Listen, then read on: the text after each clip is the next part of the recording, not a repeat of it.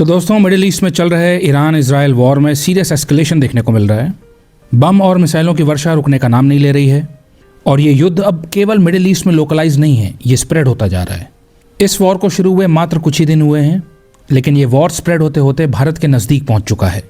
हाल ही में Indian ocean में America ने ईरान के एक वॉरशिप को डुबो दिया। ईरान का ये शिप था आयरिस डेना। ये रैंडमली वहाँ से नहीं गुजर रहा था। ये विशाखापट्टनम में इंडियन नेवी के द्वारा होस्टेड एक मैरीटाइम इवेंट को अटेंड करके वापस ईरान लौट रहा था। वापस लौटते समय जब ये श्रीलंका के नज़दीक इंटरनेशनल वाटर्स में था, तब अमेरिकन सबमरीन ने एक टॉर्पीडो लॉन्च करके इसे डिस्ट्रॉय कर दिया। इसमें 80 से ज़्यादा इरानियन सेलर्स की जान चली गई। कई लोग घायल हैं, काफ़ी सारे मिसिंग हैं। जब भारत ये मैरीटाइम इवेंट को होस्ट कर रहा था, उस समय ईरान इजराइल का वॉर शुरू नहीं हुआ था।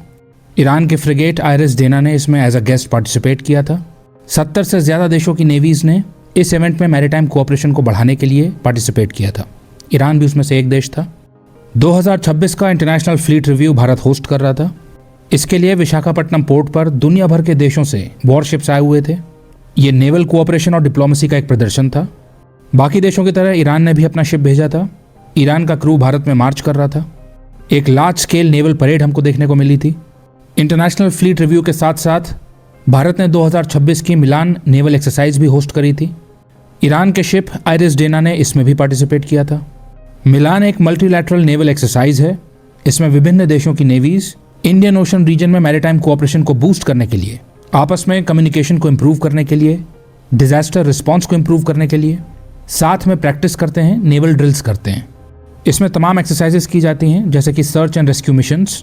इसमें एंटी सबमरीन वॉरफेयर ड्रिल्स होती हैं, एयर डिफेंस का कोऑर्डिनेशन, कोऑपरेटिव पेट्रोल्स। इस तरह की स्किल्स की प्रैक्टिस करते हैं जो न केवल जंग में बल्कि पीस में भी वैल्यूएबल साबित हों। मैरीटाइम सी रूट्स की सेफ्टी को इंश्योर किया जा सके। तो आयरिस डेना विशाखापट्टनम में ये एक्सरसाइज अटेंड करके श्रीलंका से लगभग 40 नॉटिकल माइल साउथ में थी, जब 4 मार्च 2026 को अमेरिका ने अपनी सबमरीन से मार्क 40 टॉर्पीडो लॉन्च करके इसे डिस्ट्रॉय कर दिया। ये शिप मिडिल ईस्ट से बहुत ज़्यादा दूर थी, इंटरनेशनल वाटर्स में थी और बस अभी अभी एक फ्रेंडली नेवल ड्रिल पार्टिसिपेट करके लौट रही थी। अब चूंकि ये एक वॉर शिप थी, सिविलियन या मर्चेंट शिप नहीं थी और ये किसी भी देश के टेरिटोरियल वाटर से बाहर थी, तो अमेरिका ने एक दुश्मन देश के वॉरशिप को लेजिटिमेट मिलिट्री टारगेट मानते हुए स्ट्राइक किया। अमेरिका का कहना है कि उसका ऑब्जेक्टिव है ईरान की नेवी को पूरी तरीके से डिग्रेड करना। और चूंकि आयरिस डेना एक एक्टिव इरानियन नेवी फ्रिगेट थी, तो वो यूएस के लिए लेजिटिमेट टारगेट थी।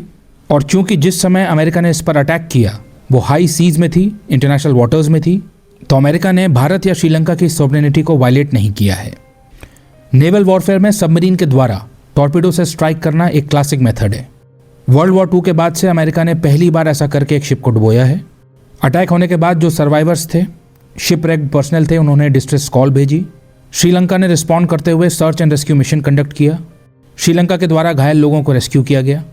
अब मोरालिटी और डिप्लोमेटिक कर्टसी की बात करें तो काफ़ी लोगों का मानना है कि भारत को इस अटैक को क्रिटिसाइज करना चाहिए था, क्योंकि ये अटैक भारत के टेरिटोरियल वाटर्स में भले ही ना हुआ हो, लेकिन भारत के स्ट्रेटेजिक वाटर्स में हुआ है, भारत के स्फीयर ऑफ इन्फ्लुएंस में हुआ है, एक ऐसे शिप पे हुआ है जो भारत से अभी अभी नेवल एक्सरसाइज करके लौटा था।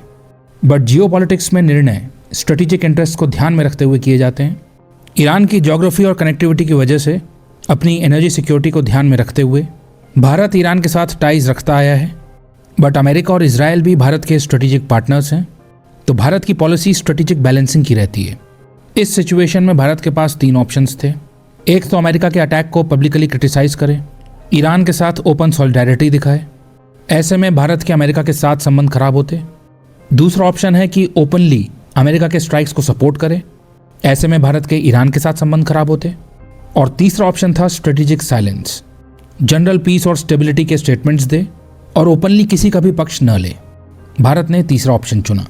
काफ़ी सारे लोगों का मानना है कि भारत को ओपनली इजराइल और अमेरिका के अटैक को कंडेम करना चाहिए था। ईरान के अंदर ईरान के सुप्रीम लीडर के एलिमिनेशन पर ओपनली बोलना चाहिए था।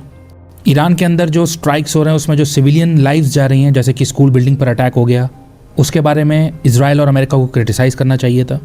बट भारत ने इस पर स्ट्रेटेजिक साइलेंस इसीलिए मेंटेन करी है क्योंकि भारत नहीं चाहता है कि इजराइल और अमेरिका के साथ उसके संबंध खराब हों। भारत इस बात को ध्यान में रखता है कि 1965 और 1971 वॉर्स में ईरान ने पाकिस्तान को सपोर्ट किया था, उसे आर्म्स दिए थे, चीप ऑयल दिया था, डिप्लोमेटिक सपोर्ट दिया था। 2017 में ईरान के सुप्रीम लीडर आयतोल्ला अली खमेनी ने कश्मीर मुद्दे पर एंटी इंडिया स्टांस लिया था। 2019 में भी भारत के द्वारा आर्टिकल 370 को रिवोक करने के बाद ईरान ने इसके ऊपर कंसर्न जताई थी और फिर से एंटी इंडिया स्टांस लिया था। 2024 में ईरान ने पाकिस्तान के साथ मिलकर एक जॉइंट स्टेटमेंट रिलीज किया था, जिसमें ईरान ने पाकिस्तान के स्टांस का समर्थन किया था। इस प्रकार कश्मीर मुद्दे पर इंटरफेरेंस भारत रिजेक्ट करता आया है। इसी के साथ यदि हम ये बात भी देखें कि इजराइल और अमेरिका भारत के लिए मिलिट्री और सिक्योरिटी कोऑपरेशन के लिहाज से इंपॉर्टेंट पार्टनर्स हैं, इंडो पैसिफिक कोऑपरेशन के लिहाज से इंपॉर्टेंट पार्टनर्स हैं। दोनों देशों के साथ भारत के स्ट्रॉन्ग टेक्नोलॉजी और इकोनॉमिक टाइज हैं। इन दोनों के सपोर्ट से भारत चाइना के राइजिंग इन्फ्लुएंस को काउंटर कर सकता है। तो मोरली ये आर्ग्यूमेंट प्रस्तुत किया जा सकता है कि जिस प्रकार स्पेनिश गवर्नमेंट ओपनली अमेरिका और इजराइल के एक्शंस को कंडेम कर रही है, उस प्रकार से भारत क्यों नहीं कर रहा है? इसका उत्तर है स्ट्रेटेजिक इंटरेस्ट्स। भारत ईरान को लेकर अमेरिका और इजराइल के साथ कॉन्फ्रंटेशन का रिस्क नहीं उठाना चाहता है। इजराइल ने 1999 कारगिल वॉर में इमरजेंसी सप्लाईज के जरिए भारत की मदद करी थी। वर्तमान में इजराइल भारत के लिए डिफेंस और टेक्नोलॉजी में क्रिटिकल रोल प्ले करता है। भारत का एक रिलायबल सिक्योरिटी पार्टनर है। भारत को advanced weapons, drones, surveillance systems और मिसाइल टेक्नोलॉजी सप्लाई करता है। बराक 8 मिसाइल्स हो गई, हेरॉन ड्रोन्स हो गए, इलेक्ट्रॉनिक वॉरफेयर सिस्टम्स हो गए, फिर agriculture technology, water management, cyber security, artificial intelligence, इन फील्ड्स में भी भारत इजराइल के साथ कोऑपरेट करता है। तो मिलिट्री और टेक्नोलॉजिकल पर्सपेक्टिव से वर्तमान में इजराइल भारत के लिए बहुत ज़्यादा वैल्यूएबल है। यही कारण है कि भारत इजराइल के एक्शंस को पब्लिकली क्रिटिसाइज करने से बचता है। जियोपॉलिटिक्स में डिसीजंस ब्लैक एंड व्हाइट नहीं होते हैं, काफ़ी कॉम्प्लिकेटेड होते हैं। यूएस सैंक्शंस की वजह से ईरान के साथ भारत का कोऑपरेशन काफ़ी कम हो चुका है और ईरान का चाइना के साथ कोऑपरेशन बढ़ चुका है। तो इस समय पर भारत ईरान के साथ अपने इकोनॉमिक टाइज को फुल्ली एक्सपैंड नहीं कर पा रहा है, चाबहार पोर्ट का भी फुल एडवांटेज नहीं उठा पा रहा है और ग्रेजुअली भारत के लिए इजराइल और गल्फ ज़्यादा इंपॉर्टेंट हो रहा है। और इसका कारण है IMEC corridor, India middle east Europe economic corridor. ये एक स्ट्रेटेजिक प्रोजेक्ट है जो Bharat, UAE, Saudi Arabia, Israel जैसे देशों को यूरोप के साथ कनेक्ट करेगा। इस कॉरिडोर को यूरोपियन यूनियन और यूएस का समर्थन प्राप्त है। ये चाइना के बेल्ट एंड रोड को काउंटर करेगा, यूरोप के साथ भारत के ट्रेड का टाइम रिड्यूस करेगा। इस कॉरिडोर में एनर्जी पाइपलाइंस होंगी, डिजिटल केबल्स होंगी, रेलवे लॉजिस्टिक्स होंगी। तो आईएमए कॉरिडोर के इकोनॉमिक पोटेंशियल की बात करें तो ये ईरान के रूट से कहीं ज़्यादा इंपॉर्टेंट होगा भारत के लिए। तो अपने फ्यूचर के स्ट्रेटेजिक इंटरेस्ट को ध्यान में रखते हुए भारत नहीं चाहता है कि अमेरिका और इजराइल के साथ उसके संबंध खराब हों, but at the same time Bharat इस प्रकार के वायलेंट एक्शंस को टोटली एंडोर्स भी नहीं कर सकता। इसलिए भारत ने स्ट्रेटेजिक साइलेंस का रास्ता चुना है, क्योंकि भारत ईरान को भी कंप्लीटली अबैंडन नहीं कर सकता। ईरान भारत का ओनली लैंड ब्रिज है सेंट्रल एशिया के लिए, पाकिस्तान को बाईपास करके। भारत नहीं चाहेगा कि वो ईरान को अबैंडन कर दे और वो पूरी तरीके से चाइना के खेमे में चला जाए, चाइना रीजन में डोमिनेट करने लगे। इसलिए भारत मल्टी अलाइनमेंट की स्ट्रेटेजी को फॉलो करता है। भारत की फॉरेन पॉलिसी अलायंस बेस्ड नहीं होती है, इंटरेस्ट बेस्ड होती है। आपने देखा होगा भारत ने रशिया को भी कंडेम नहीं किया था जब उसने यूक्रेन को इन्वेड किया था, रशिया से तेल भी ले रहा था। एट द सेम टाइम हम यूक्रेन से भी बात कर रहे थे, यूक्रेन को ह्यूमैनिटेरियन एड दे रहे थे, मोबाइल हॉस्पिटल्स हमने यूक्रेन को दिए थे। इस प्रकार भारत इजराइल और ईरान दोनों के साथ संबंध मेंटेन करता है। तो भारत की ये मल्टी अलाइनमेंट पॉलिसी है जिससे हर तरफ से अपने बेनिफिट्स को मैक्सिमाइज किया जा सके। तो भारत की डिप्लोमेसी ये कहती है कि इजराइल और यूएस के साथ कोऑपरेट करो टेक्नोलॉजी और सिक्योरिटी के लिए, ईरान के साथ टाइज को मेंटेन रखो कनेक्टिविटी के लिए, गल्फ कंट्रीज के साथ पार्टनर करो एनर्जी और इन्वेस्टमेंट के लिए, हर किसी से बनाकर चलो। तो ये जो निर्णय लिए जाते हैं ना, ये इकोनॉमिक, टेक्नोलॉजिकल और मिलिट्री बेनिफिट्स को ध्यान में रख के, फ्यूचर स्ट्रेटेजिक इंटरेस्ट को ध्यान में रखकर लिए जाते हैं। इसलिए भारत एकदम से एक साइड पिक नहीं कर लेता है।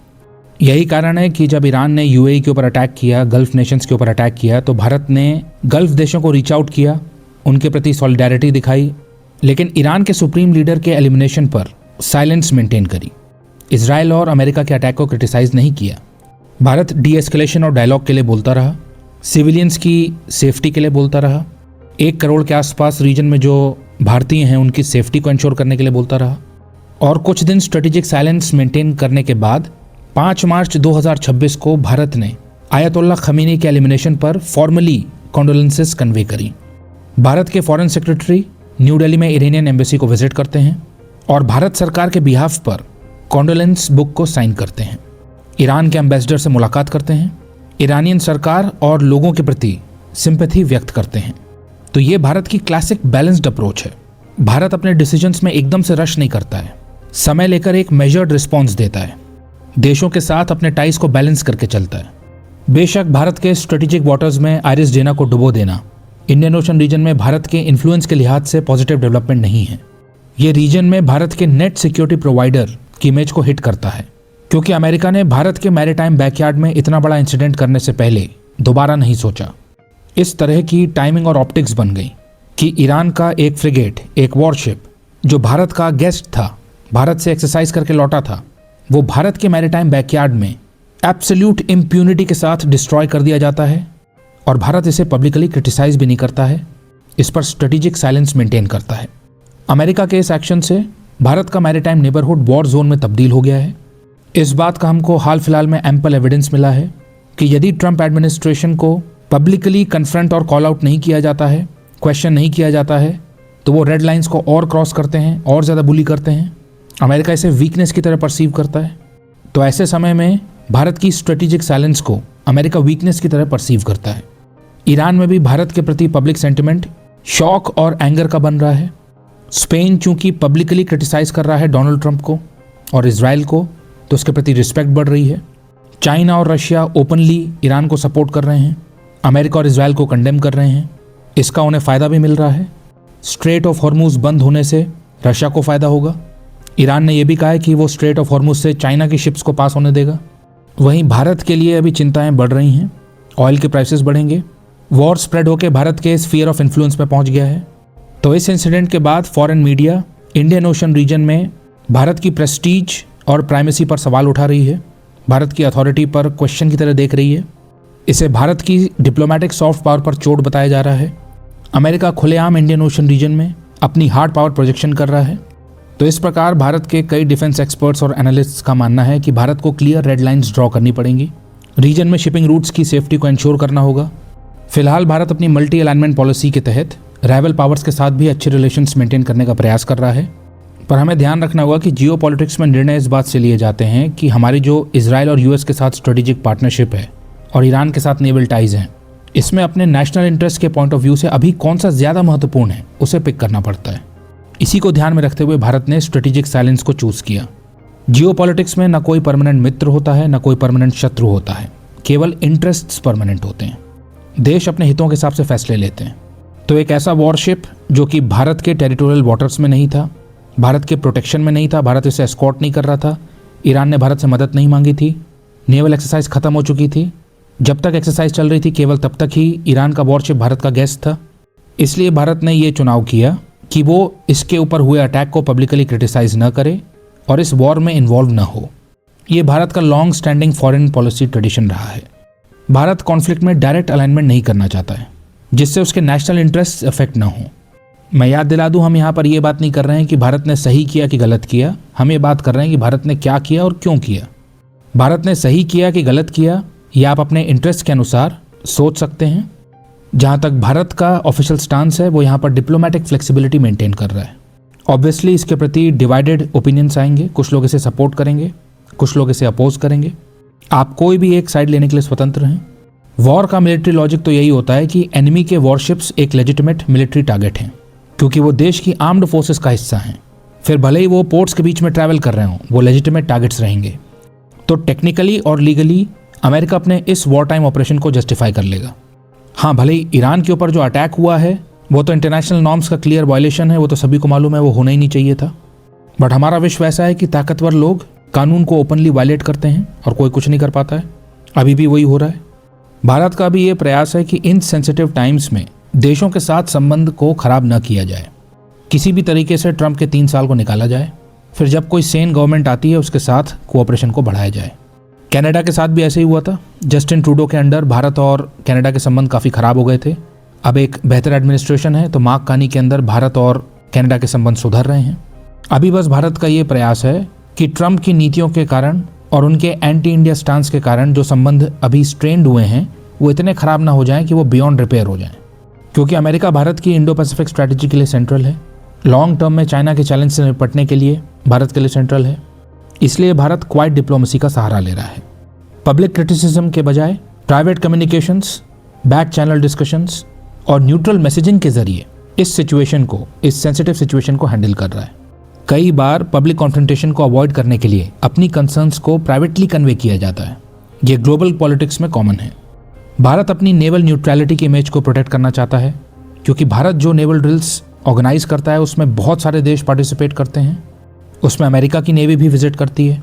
तो यदि भारत ओपनली ईरान का साइड लेने लग जाएगा तो अमेरिका और उसके एलाइज की जो पार्टिसिपेटिंग नेवीज रहेंगी वो कंसर्न्स रेज करेंगी, उनके साथ संबंध खराब होंगे। इसलिए भारत को न्यूट्रल स्टांस लेना सही लगा। आपने नोट किया होगा कि ट्रंप लगातार झूठ बोलते आए हैं कि ऑपरेशन सिंदूर को उन्होंने इंटरवीन करके पॉज किया था, जबकि ऑपरेशन सिंदूर को पॉज करना भारत और पाकिस्तान का आपस का निर्णय था। ट्रंप ने अपने इस क्लेम को मल्टीपल टाइम्स रिपीट किया है, अभी भी रिपीट करते हैं, मन से बनाकर बता देते हैं इतने फाइटर जेट्स गिरे थे। तो एक दो बार भारत ने ऑफिशियली इसे क्लैरिफाई किया है। अब भारत इस पर भी अमेरिका के साथ पब्लिकली कन्फ्रंटेशन नहीं करता है, स्ट्रेटेजिक साइलेंस मेंटेन करता है। हाँ, लेकिन सॉवरेनिटी से जुड़े मैटर्स में और नेशनल सिक्योरिटी से जुड़े मैटर्स में भारत इमीडिएटली कन्वे कर देता है। जैसे कश्मीर के ऊपर इंटरफेरेंस को इमीडिएटली रिजेक्ट कर देता है भारत। ट्रंप ने प्रयास किया था कि वो मीडिएट करवा सकते हैं कश्मीर इशू को, भारत ने इसे रिजेक्ट कर दिया था, बता दिया था कि कश्मीर पाकिस्तान और भारत का बायलैटरल मुद्दा है, थर्ड पार्टी का इंटरफेरेंस इस पर नहीं चाहिए। इसी तरीके से अभी अमेरिका के एक रिटायर्ड कर्नल ने टीवी इंटरव्यू में कह दिया कि भारत के नेवल बेसिस और पोर्ट्स का इस्तेमाल किया जा रहा है अमेरिका के द्वारा ईरान के अगेंस्ट ऑपरेशंस लॉन्च करने के लिए। इसे मिनिस्ट्री ऑफ एक्सटर्नल अफेयर्स ने तुरंत रिजेक्ट कर दिया, इसे फेक न्यूज़, बेसलेस बताया। तो जहां ज़रूरी होता है वहां भारत कैटेगोरिकली रिजेक्ट कर देता है बेसलेस क्लेम्स को। तो इस प्रकार भारत केयरफुली चुनता है कि कौन से फैब्रिकेटेड क्लेम्स को तुरंत रिजेक्ट कर देना है और किन क्लेम्स के अगेंस्ट स्ट्रेटेजिक साइलेंस मेंटेन करनी है। कहाँ बोलना है, कहाँ नहीं बोलना है, कहाँ न्यूट्रलिटी दिखानी है, ये सब अपने हितों के हिसाब से भारत निर्णय लेता है। सिंपल सी बात है, मोरालिटी और प्रिंसिपल्स की ओपन कॉन्फ्रंटेशन की एक भारी कीमत होती है। कई बार अपने स्ट्रेटेजिक इंटरेस्ट को ध्यान में रखते हुए देश इस भारी कीमत को चुकाना नहीं चाहते हैं और इसके बजाय अपनी लार्जर स्ट्रेटेजिक प्रायोरिटीज़ को चुनते हैं, अपने नेशनल इंटरेस्ट को प्राथमिकता देते हैं। यही वजह है कि भारत ने स्ट्रेटेजिक साइलेंस मेंटेन करी।